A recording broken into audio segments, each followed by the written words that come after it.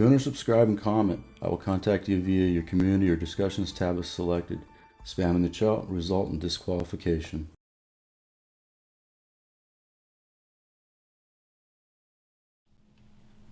Alright, so what I've got is I'm going to do a little video of my current system. It's just quick, something dirty I put together.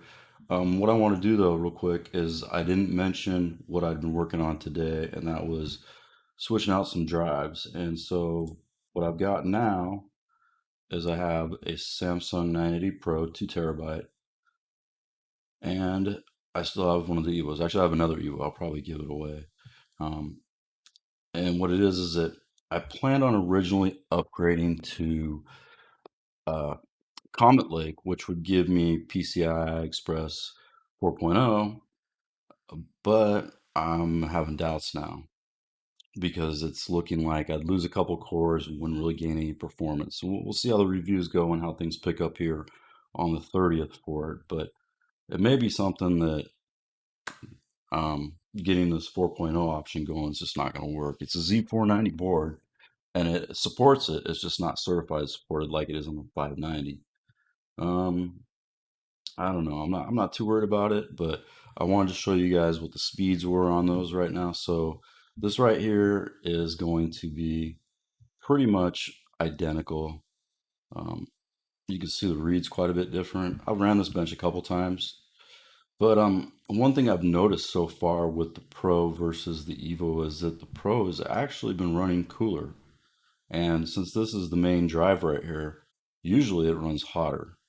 So it looks like the 980s might run cooler, which is good because they run hot. Especially, I mean, the 512s are not so bad. The 1TB are not so bad. But when you get the 2TB, they're always hot. I mean, it's no way around it. Now, one thing is when I'm gaming and the graphics card starts heating everything up, they will get hotter just by the heat from that. Because I mean, they're right behind it and below it, and they got like a heat shield over it, but it really doesn't do anything for airflow. But yeah, so I just want to cover that. I think I covered everything on the memory, the RAM. The configuration on the system is the same as the other video. It's the same case. Everything's pretty good. I mean, basically, I like to do testing in a full chassis. I might have a lot of extra fans so that I can overclock and do things I want to do. But for basic testing and stuff like that, fans are running very low RPM. Let's take a look right here. I know that they jacked up the link and you can't really use it anymore. You're supposed to use something else. I forget what it was. But you can see the fans right here. I mean, 600 RPMs. And these here, they were on silent in the BIOS before, but the 3080 runs quite a bit hotter. So I moved it to standard. And all it is that standard will allow those fans to spin up higher than if it was at silent. So a little bit louder, but I really can't hear it. And you guys, because I'm using NVIDIA Broadcast, you don't hear the fans at all unless Broadcast is not properly loaded up and I didn't catch it, which happens every boot. So that's about it. Just wanted to cover some things like that real quick. And I think the direction now is I'm looking at trying to bench Far Cry 6 when it comes out, when it does finally come out, which should be soon. And I did some benchmarks recently of a game that was fairly old. I think it's Horizon Zero Dawn. There's supposed to be a new one coming out. That's why I did the benchmark of the old one so that I would have reference for the new ones to see how different it is, if there's any difference, and hopefully it'll be more optimized. And we'll see from there. The next thing is that I'm trying to get a 3060 or a 3080 Ti when it comes out. And if not a 3080 Ti, I might just go for the 3090.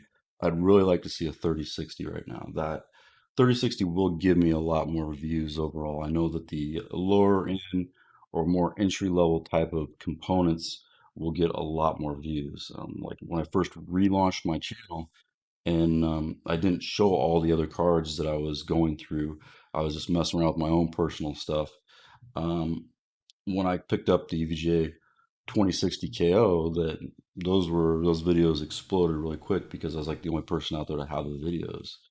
And I think right now that something like a 3060 would be a really good card to bench, all the games I've got and do all the benchmarks I've done with the 2080 Super and the 3080 for a good reference. But I think it'd be the card for somebody to get a hold of. If you were looking for a card, besides the fact that you can't get a hold of one right now, that card would be your best and ultimate card for 1080p gaming and some 1440p gaming, but your 1440p gaming will not um, be able to do 240 hertz in a lot of games. Probably 1080p, but not the 1440p.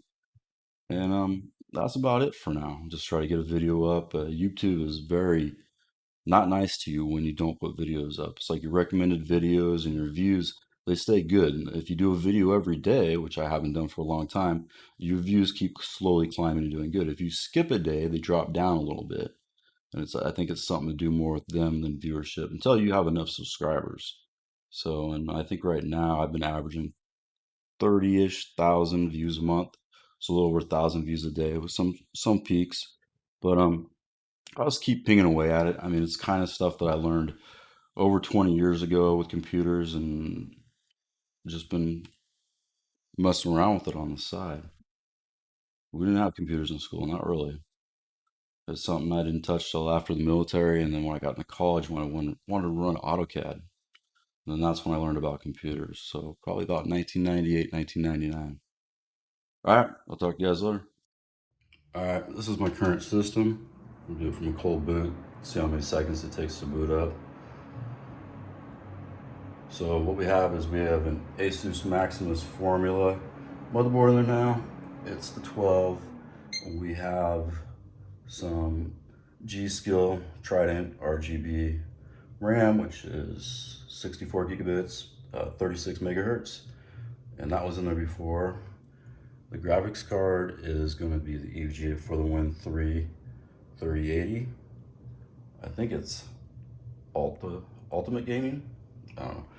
Something new is we have the Shure Microphone, which is MV7, if I can recall. It's actually a really good microphone, and I think part of the thing that makes it so good over that one over there is that it has some software that you can do some options in. Still have the 903 Logitech charging mat. Everything needs to be replaced on the Mac, but good luck finding that. Over here we have, let's turn it on. I believe it's the 933 Logitech headset, which I'm still using. And then we have the 910 keyboard still, which all works good.